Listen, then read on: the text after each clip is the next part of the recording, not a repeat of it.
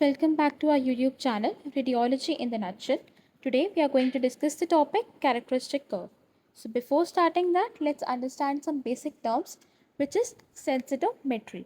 So sensitometry क्या होता है? It is a relationship between the intensity of the exposure and the blackening of the exposure. Blackening of the exposure क्या होता है? हमारी density. तो basically it is a relationship between the intensity and the density. Okay. So अब spectral sensitivity क्या होता है? Spectral sensitivity क्या होता है कि absorption of light by the emulsion जो कि डिफरेंट होती है हमारे वेरियस कलर्स के लिए.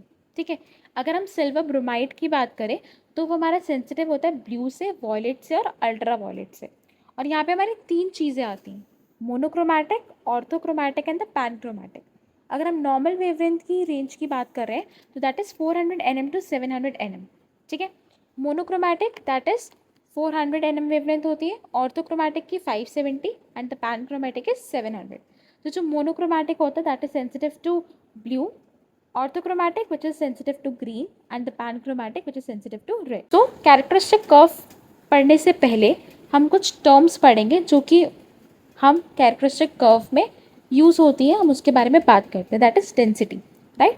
तो डेंसिटी क्या है हमें पता चल गया. Blackening of the exposure. जब हमने एक्सपोज किया, रिजल्ट आया, कितनी ब्लैकनिंग इफेक्ट आया उसमें, दैट इज़ योर डेंसिटी. अब डेंसिटी में भी हमारी तीन चीज़ें आ जाती हैं. First is transparency, second is optical density and third is opacity. Okay. तो पहले हम पढ़ते हैं ट्रांसपेरेंसी क्या होता है. तो ट्रांसपेरेंसी बेसिकली क्या होता है हमारा.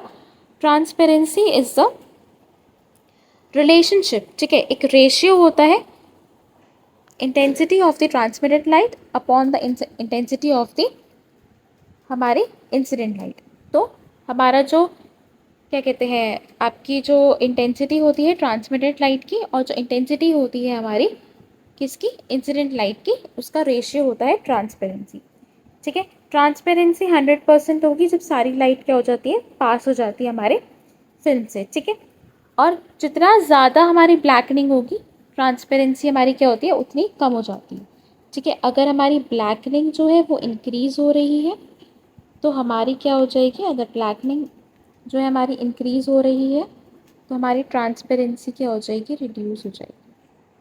ठीक है. ट्रांसपेरेंसी हमारी रिड्यूस हो जाएगी. ठीक है. तो ये क्या होता है हमारा ट्रांसपेरेंसी.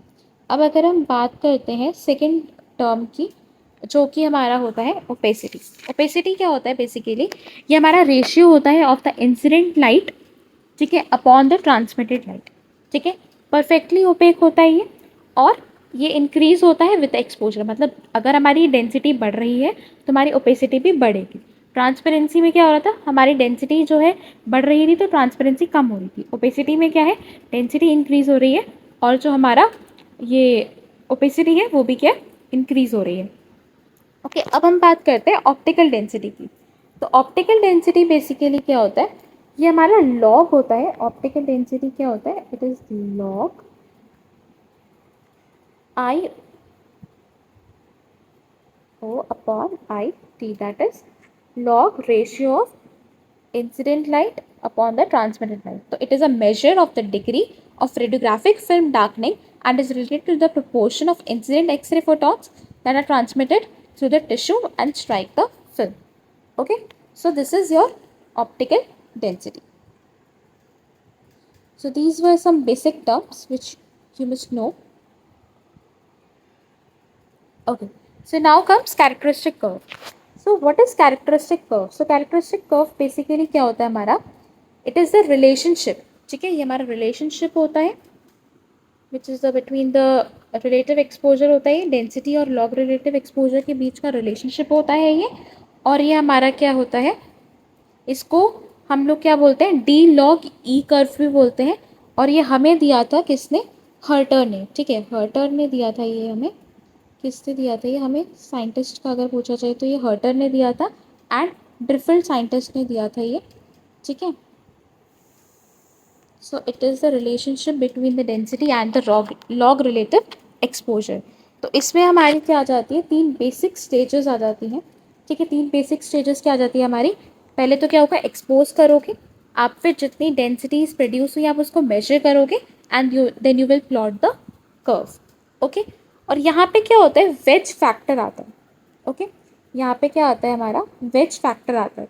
इसमें हमारी क्या आ जाती है, तीन चीज़ें आ जाती हैं, सॉरी दो चीज़ें आती हैं, time scale sensitometry and intensity scale sensitometry. ठीक है, अभी हमने बात करी सेंसिटोमेट्री, बताया कि क्या होता है। अब आता है time scale sensitometry. Time scale sensitometry basically क्या होता है कि यहाँ पे हमारा जो टाइम ड्यूरेशन है एक्सपोजर की वो वैरी करेगी, बट इंटेंसिटी क्या है हमारी सेम रहेगी। एक्सपोजर कितना एक्सपोजर दे रहे हैं उसकी इंटेंसिटी जो है वो सेम रहेगी, बट टाइम ड्यूरेशन जो है वो वैरी करेगी यहाँ पे।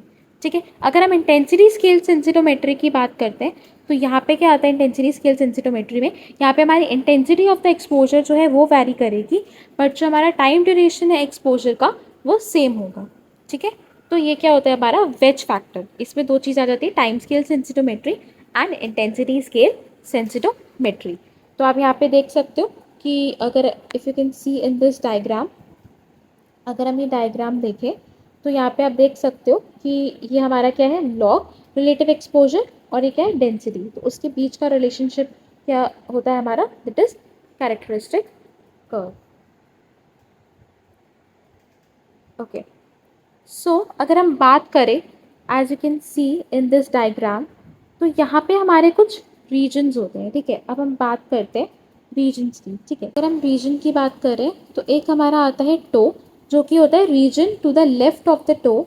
ठीक है, इट्स फीचर्स इंक्लूड, तो ये वाला जो रीजन है हमारा टो, और इसमें हमारे कुछ फीचर्स आते हैं जैसे कि हो गया हमारा बेस डेंसिटी। ठीक है, बेस डेंसिटी आ जाता है, फॉग आ जाता है, और हम लोग बात करते हैं थ्रेशोल्ड की। ठीक है, अब अगर हम बात करें region between the toe and shoulder, अगर आप देखो इन दोनों के बीच का रीजन जो होता है, तो एक रीजन होता है हमारा between the toe and shoulder, और उसमें हमारे क्या आ जाते हैं, हमारा कॉन्ट्रास्ट आ जाता है। ठीक है, कॉन्ट्रास्ट आ जाता है, हमारा ग्रेडियंट आ जाता है, फिल्म लैटिट्यूड आ जाता है, एक्सपोजर लैटिट्यूड आ जाता है, स्पीड आ जाती है, सेंसिटिविटी आ जाती है। ठीक है, फिर अगर यही हम बात करें अपने रीजन की, स्टेटस शोल्डर, अगर हम शोल्डर की बात करें तो शोल्डर वाला जो रीजन होता है उसमें हमारा क्या आ जाता है, the region to the right of the shoulder, it's features include maximum density and reversal. ठीक है, यहाँ पे क्या आ जाता है आपका रिवर्सल हो जाता है, और क्या आ जाता है मैक्सिमम डेंसिटी आ जाती है। ठीक है, मैक्सिमम डेंसिटी आ जाती है, तो क्या आ जाता है हमारा मैक्सिमम डेंसिटी और रिवर्सल आ जाता है। तो ये क्या हो गए हमारे रीजन्स हो गए। तो कैरेक्टरिस्टिक कर्व के क्या होते हैं, रीजन्स होते हैं। एक होता है टो जिसमें आता है हमारा base density, fog and threshold. एक होता है हमारा region between the toe and shoulder जिसमें हमारा आ जाता है gradient, contrast, film latitude, exposure latitude, speed and sensitivity. और एक रीजन होता है हमारा शोल्डर जिसमें मैक्सिमम डेंसिटी और रिवर्सल आ जाता है। तो अब हम इसको एक्सप्लेन करेंगे, मतलब हर रीजन को हम डिटेल में पढ़ेंगे। अगर हम पहले बात करते हैं टो रीजन की। ठीक है, अगर हम टो रीजन की बात करते हैं तो टो रीजन में क्या आ जाता है हमारा बेस डेंसिटी। ठीक है, बेस डेंसिटी बेसिकली क्या होता है, due to absorption of light as it is transmitted through the polished film base, तो this will be greater if the base has been tinted during manufacture। अगर अच्छे से coated होगा तो हमारी जो बेस डेंसिटी है वो क्या होगी, हमारी इंक्रीज होगी। उसके बाद आ जाता है फॉग। तो डेंसिटी जो प्रोड्यूस होती है हमारे, ठीक है, सिल्वर हेलाइड रेंज की डेवलपमेंट में, कोई वो इंटेंशनली उसका एक्सपोजर इंटेंशनली पर्पस नहीं होता, वो जैसे कुछ कॉजेज होते हैं, है ना। फॉग बेसिकली क्या होता है कि हमारी फिल्म को जो है वो इफ़ेक्ट कर देता है। इसके कॉजेज़ क्या है, एज व्हील हो गया, स्टोरेज फॉग हो सकता है, केमिकल फॉग हो सकता है, सेफ लाइट फॉग हो सकता है। ठीक है, थर्ड हम इसमें आता है हमारा नेट डेंसिटी। तो नेट डेंसिटी बेसिकली क्या होती है, cross density minus gross fog. ठीक है, और थ्रेशोल्ड क्या होता है, अगर हमारे एक्सपोजर्स बढ़ रहे हैं तो हमारी डेंसिटी बढ़ जाती है बहुत ज़्यादा, इतनी ज़्यादा बढ़ जाती है कि हमारी क्रॉस फॉग से भी ऊपर हो जाती है डेंसिटी। ठीक है, तो थ्रेशोल्ड क्या होता है कि एक्सपोजर बढ़ रहे हैं, साथ में हमारी डेंसिटी भी बढ़ रही है, और इतनी ज़्यादा बढ़ रही है कि वो क्रॉस फॉग से ज़्यादा बढ़ चुकी है। ठीक है, अब अगर हम बात करते हैं what is the importance of the characteristic curve? The practical importance of the characteristic curve are, the characteristic curves show the fog length of film used. The characteristic curve help to two film can be compared with their speed. The contrast of film can be read from the slope of curve to compare relative screen speed. These are the some reasons that why it is important. Okay, so अब अगर हम आगे ही इसको continue करें, जैसे कि मैंने to में बताया कि मैंने रीजन मतलब टो के वो बताया कि बेस डेंसिटी क्या होती है, फॉग क्या होता है, नेट डेंसिटी क्या होती है, थ्रेशोल्ड क्या होता है ना। तो ये पता चल गया कि नेट डेंसिटी मैंने बताया था कि net density is gross density minus gross fog. Okay, so moving to the next, shoulder. अब हम बात करते हैं शोल्डर की। तो अगर हम शोल्डर की बात करें तो शोल्डर में आ जाता है हमारा मैक्सिमम डेंसिटी और क्या आ जाता है, रिवर्सल। तो मैक्सिमम डेंसिटी बेसिकली क्या होता है कि हम एक्सपोजर्स बढ़ा रहे हैं, ठीक है, ग्रेटर से ग्रेटर एक्सपोजर दे रहे हैं, ठीक है। और silver halide grains in the film emulsion, तो जो हमारे सिल्वर हेलाइड ग्रेन्स होते हैं वो क्या हो जाते हैं, सिल्वर में रिड्यूस हो जाते हैं। मतलब जो हमारे सिल्वर होता है वो किस में कन्वर्ट हो जाता है, हमारा मेटालिक सिल्वर में कन्वर्ट हो जाता है जब हमारे एक्सपोजर्स जो है वो बढ़ते रहते हैं। Further increases in exposure can not then result in any increase in density, ठीक है।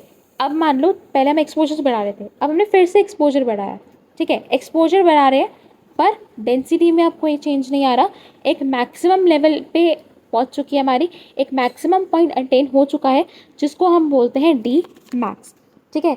तो हमने फर्दर एक्सपोजर बढ़ाए पर डेंसिटी में अब चेंज नहीं आ रहा, डेंसिटी मैक्सिमम अटेन हो चुकी है। अब जो हमारी वैल्यू होती है जो मैक्सिमम डेंसिटी की होती है वो हमारी कुछ चीज़ों पे डिपेंड करती है, ठीक है।